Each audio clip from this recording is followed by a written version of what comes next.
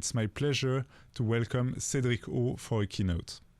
Thank you very much, Romain, and thank you France Digital for its new invitation to France is AI. Do we have all what we need to be one of the key players, a worldwide key player as far as AI is concerned? We are trying to, but this is important. I think that we can set up this kind of events that brings together the French AI diaspora, but also help build bridges between the best of research in France and abroad. And so I want to thank again France Digital and France Digital teams for a new successful organization again that year, despite the very difficult circumstances that we know due to the health crisis. I think this is important to have those kind of recurring events that are embodying the strong will of France, not only of the government, but also all the French stakeholders to play a forefront role in AI. I don't want to be too long, but maybe share a few things in the way we are approaching the issue, and not to do the same speeches as that I did a year ago.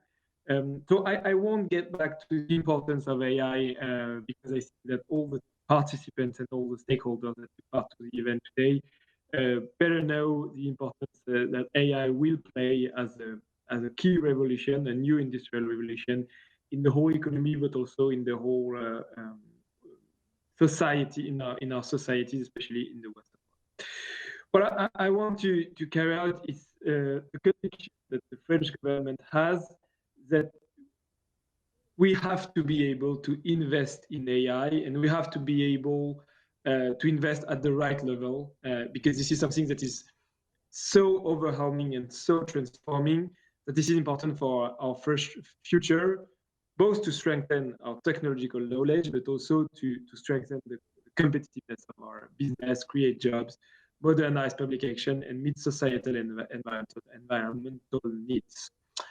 This is why, actually, this is something that is flowed at the top of the French state. I think that you remember that the president himself presented 2 years ago the French national strategy for AI, and maybe this is the time for a quick assessment of the progress that we made over those past 2 years. Just to recall that the strategy was endowed with 1.5 billion euros over 5 years, and it was targeting 4 priority sectors: safety, environment, mobility, and health. It's beginning to bear fruit. And for instance, if we look at the KPIs, nearly 600 million have already been committed.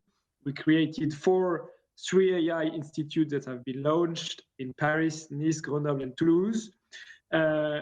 More substantially, to put it like this, we have been creating nearly 170 shares as far as research is concerned.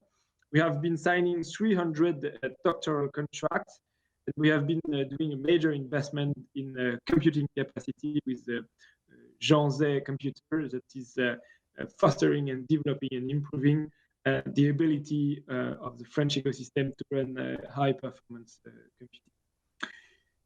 Well, I think that this is a good progress, but this is not enough, because AI might not have hit the news as much as it did in the past because of the COVID crisis.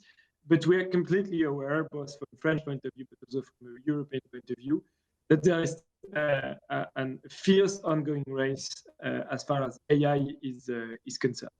That's why we want to reinforce the national strategy for AI and to intensify our efforts, be it from the French point of view or at the level. We are working on numerous announcements and major investments, and we want to make it public at the year 2020 and 2021. And we are making AI one of the key pillars of the 4th generation of what we call the Future Investment Program, le Programme d'Investissement d'Avenir. And so our administration is preparing orientations and proposals that will be submitted to government arbitration as for all disruptive technology. What is at stake, I think, is the world of after the pandemic. We saw that AI was really instrumental with fighting the pandemic, and to some extent we can learn from what happened in Asian countries. And there is a question that is both an economical but also a sovereignty question, which is who will take benefit from the crisis. As Winston Churchill himself puts it, you should never waste a good crisis. So what we have to do is to invest now in some key critical technologies such as AI, both from Europe at the French but also at the European level, in order to be able to, in the aftermath of the crisis, to help our companies be one of those who take advantage of the transformation of the whole society, but also the whole economy. That means investing in research. That means fostering digitalization of our companies, but also there is a huge issue about training, and this is an area on which we want to lay the emphasis in the coming months, because we all know that the competition for artificial intelligence is at first a competition for human intelligence. So we want to increase and diversify the initial training on AI in France, and not only in the engineer data scientist segment. We need more data and more robotics technicians, and many more double courses in AI plus other specialties or AI plus trades. I think that data science and artificial intelligence technologies have made progress, spectacular progress in recent years. We saw that French engineers, French researchers and French teams that were trained in France took part to that progress. I think of the ImageNet moment in 2012 in the field of computer vision. I think of the Transformers moment in 2017, the field of speech and language processing.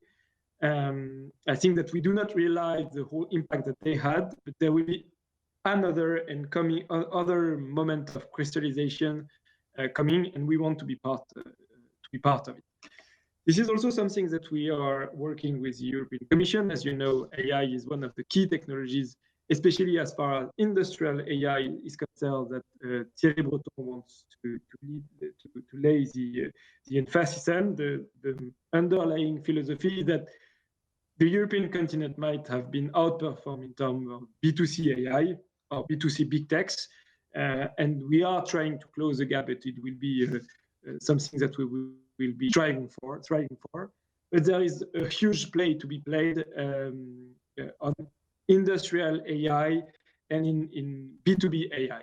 AI applied to energy, AI applied to healthcare, AI applied to mobility, or to cybersecurity, in which Europe has big players and can cross-fertilize between its strong computer science school or mathematical school and the knowledge of those big players in some verticals. There is also something that we would want to push to lay the emphasis on is the issue about ethical AI, and I think this is something that will be really at the forefront of the worldwide debate in the coming years. We see that this is an ongoing debate, obviously in Europe, but also in the US.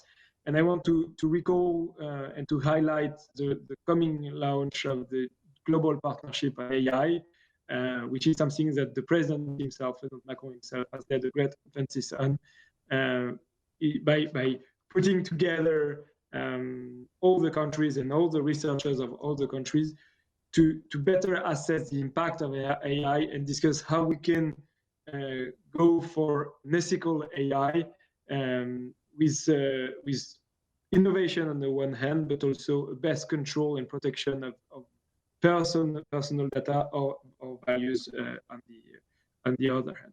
So there will be a huge agenda in the coming years and in the coming months in Europe and in France. I hope that we will be able to continue those discussions physically, because I think this is important that we can be able to maintain that international discussion. Obviously, AI is something that should be led from an international point of view.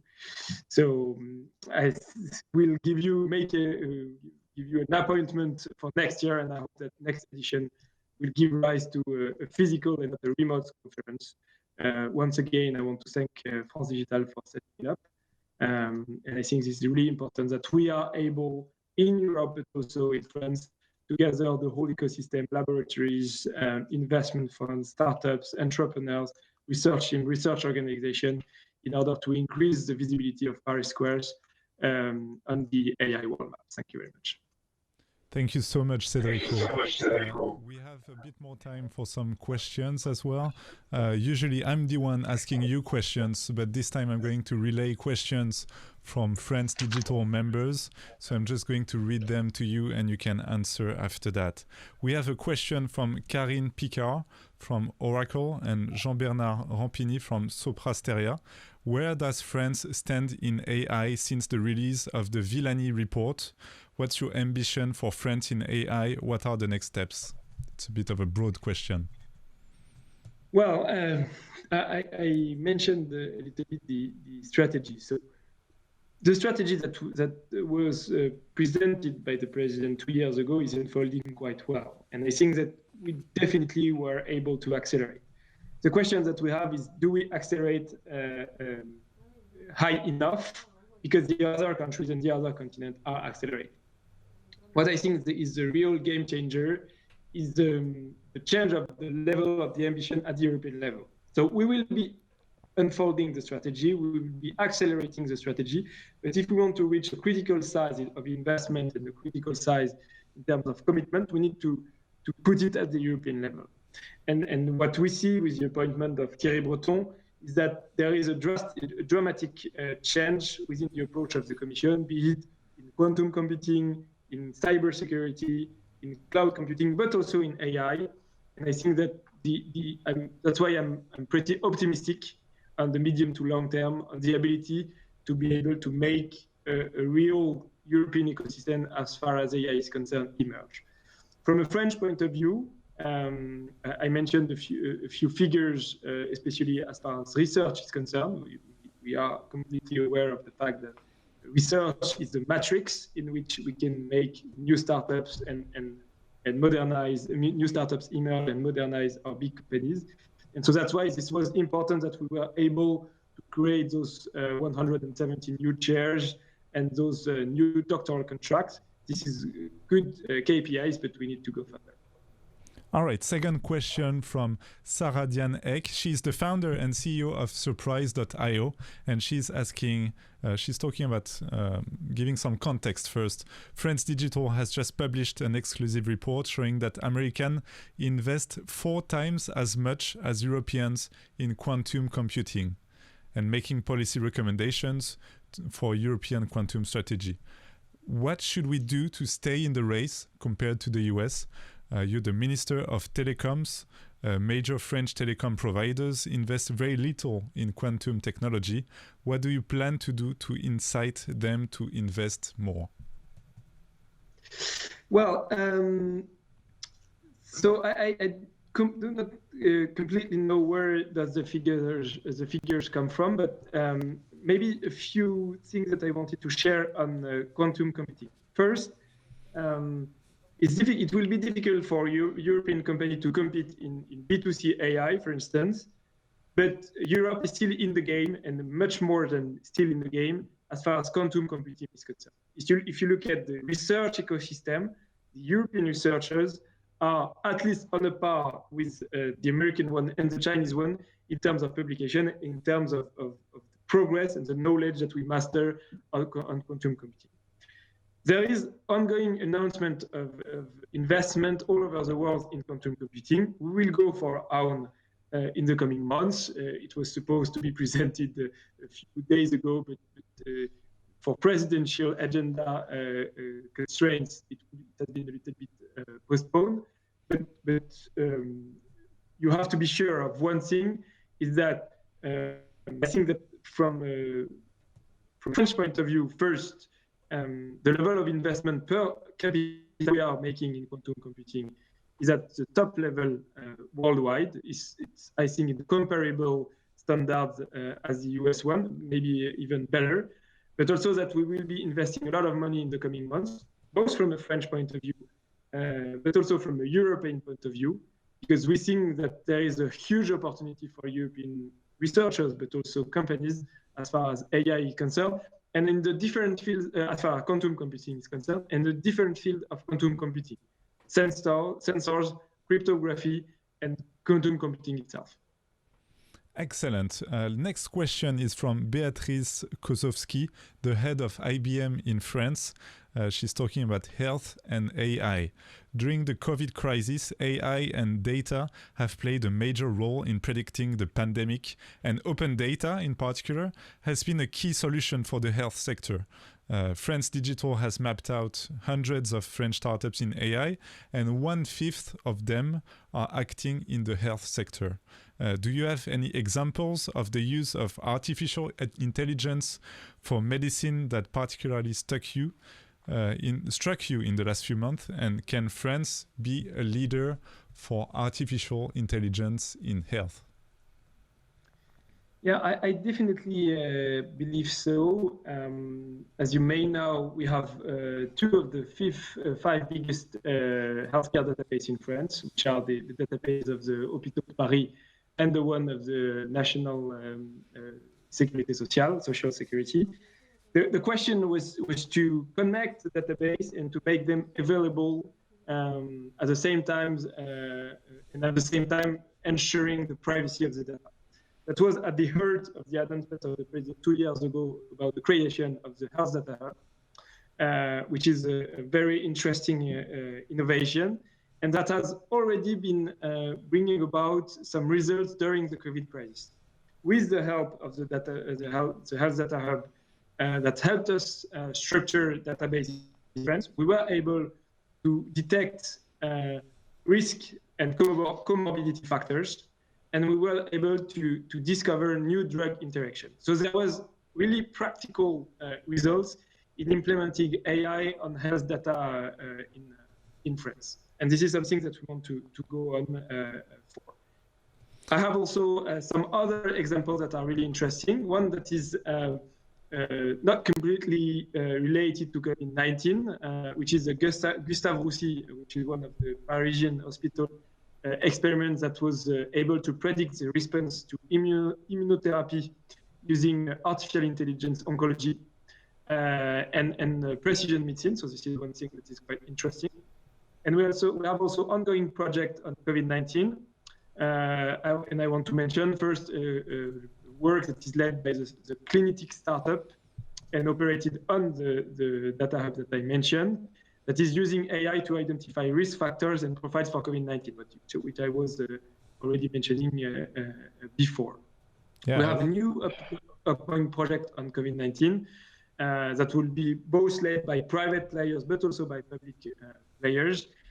What I think is that health is definitely a sector or domain in which the quality of the French database, the size of the French database, and the knowledge that we can implement as far as computer science is concerned is opening one of the greatest opportunities for both the French but also international startups. I see that you have a lot of examples. The next question is about public investment. It's a question from Lara Ruires, the founder and CEO of Levia.ai. She's asking, we believe government contracts should play a much bigger role in helping grow national digital champions, like we see in the US and China. Out of the funds that you've budgeted for AI in the National Recovery Plan, how much will be directed towards French startups? This is a tricky question because there are European rules as far as public contracts are concerned that do not allow us to say that we will channel a certain percentage to the French startup. What Lara is really, I do completely agree with Lara on, is the fact that we need to go from an investment point of view from the public power to a customer point of view, to a customer approach. and we need to develop public spending within the French startup, public command, as we said, to European startup. That would be great both for startup because it creates a market, but also for the public power in order to help it improve its efficiency. And we definitely have to do that, but I want to recall the fact that the size of the public spending in the US will never be the same than in France. So there is a market that can be developed, but it's a limited market, but definitely we can make progress at that point. All right. The next question is about one of my favorite topics, and I know it's one of yours as well. It's about regulating of platforms. The EU is deeply involved in the regulations of platforms, in particular with regards to regulation of content. Where does France stand in this debate, and how can AI help regulate online content? Well, this is a very question that would require a long time to be answered in detail. But to put it like this, France has always claimed the fact that we have seen over the past years the emergence of companies which size and which footprint on both our economy but also on our society shall be regulated. They have emerged as this is the European terms, gatekeeper platforms or structuring platforms. They are some kind of vital infrastructure, so we have to regulate them for what they are. Those are American companies, Chinese company, and let's hope European company too, because it would mean that we have those kind of companies in Europe. There is a consensus in Europe, but also in the US. I was in the US almost a year ago, and I had discussion with American academics, American regulators, that we need to improve the regulation and that we need to design a regulation that is adapted to the challenge that we are facing with those companies. This is at the heart of a coming European regulation that will be presented at the beginning of December with two texts, one which is called DSA, Digital Services Act, about regulation of content, and one that is called DMA, Digital Market Act, about opening up the competition in Europe. And we think France has been really pushing for a very ambitious regulation, and we are hoping that what's on the table would be at the level, tackling the right level of ambition. What is obvious is that as far as content regulation is concerned, and you were mentioning AI, if we want to be able to tackling the right level of regulation, we need AI, because this cannot be performed by human persons. So we need to find the edge way between inputting new technological regulation, the technological help to human moderator, but with always keeping a human in the loop in order to find the edge way between freedom of speech and fighting hate speech. I think this is something that we have to co-build with the players between the regulator and the private players. Yeah, definitely. That last question was from Maëlys Ferrier from BPI France, I forgot to mention. And we have one more question from Yann Lechel of Scaleway. He's saying, we understand that digital sovereignty is France's priority. What actions can the government and the competition authority take to prevent competition violations and unfair practices from major stakeholders? Well, I tackled some of that point and question in my previous answer. And all will be about the Digital Market Act and the fact that those companies are now gatekeeper platforms, and a lot of companies have emerged as gatekeeper platforms. So we need to regulate them for what they are. And they're perhaps not monopoly, but oligopoly that have emerged. And so we have to either to break them up, but this is the ultimate answer, at least to break them open. And there are a lot of options that are on the table. But what I want to say is that from a European point of view and from a French point of view, the philosophy that we are pursuing is the following. Yes, we need to regulate, but if we want to be able to be sovereign, we need to be better than the others. And this is a question about competition and liberalism.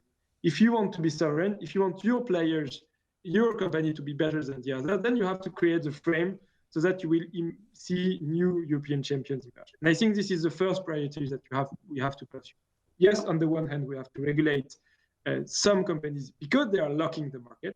But on the other hand, and this is the first priority and our first priority, you have to invest into your own ecosystem for your company to be able to match the right level of competitiveness. And one personal question I would like to add.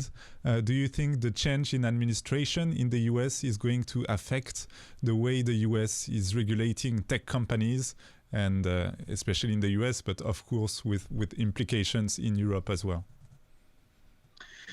Well, it's difficult to answer, to be honest, and we will see the first step of the Biden administration in the coming months and years.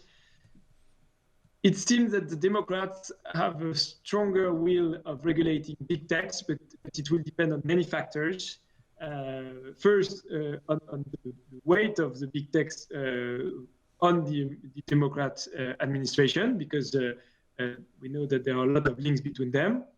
First issue. Second issue, it does not only depend on the federal government administration. There are a lot of initiatives that were taken by the regulators, be it the FTC or maybe the FCC tomorrow, but also at the state level.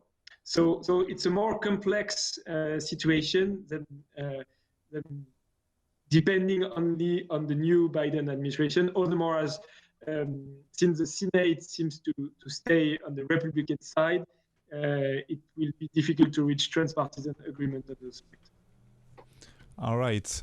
I want to ask one last thing. Do you have anything you want to conclude with? Anything you want to add to end up your session at France's AI? Well, I think that just to put it in a nutshell, we have a strong ambition in AI, and we have the assets to play the game. We have the assets because we have the human intelligence in France. We are producing some of the best researchers, some of the best entrepreneurs, some of the best engineers all over the world, especially in the AI field. Just look at the pundits of the FANGs, and they are often French in the AI department. So there is a mission for the government is to create a frame that will push those guys to stay in France or to come back to France. And this is what we are trying to create. This always takes time, but I think that we are on the right track. But afterwards, this is up to French researchers or foreign researchers that are in France and startups and entrepreneurs to play the game. And so there is a huge responsibility on their shoulders. All right, you ending on a hopeful note.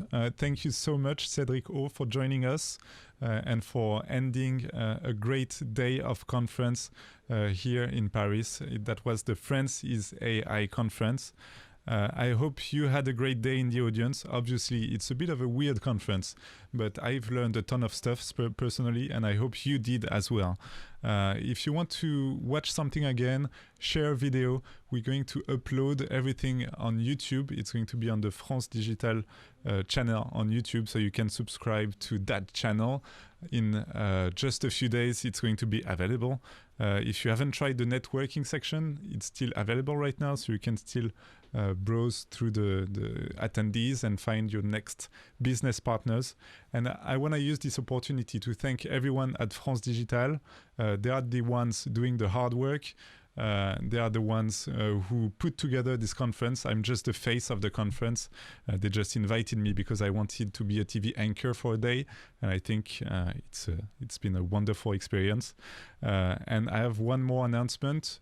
There will be a France is AI conference next year, so please stay tuned. Watch France Digital's website, and I'll see you at another conference.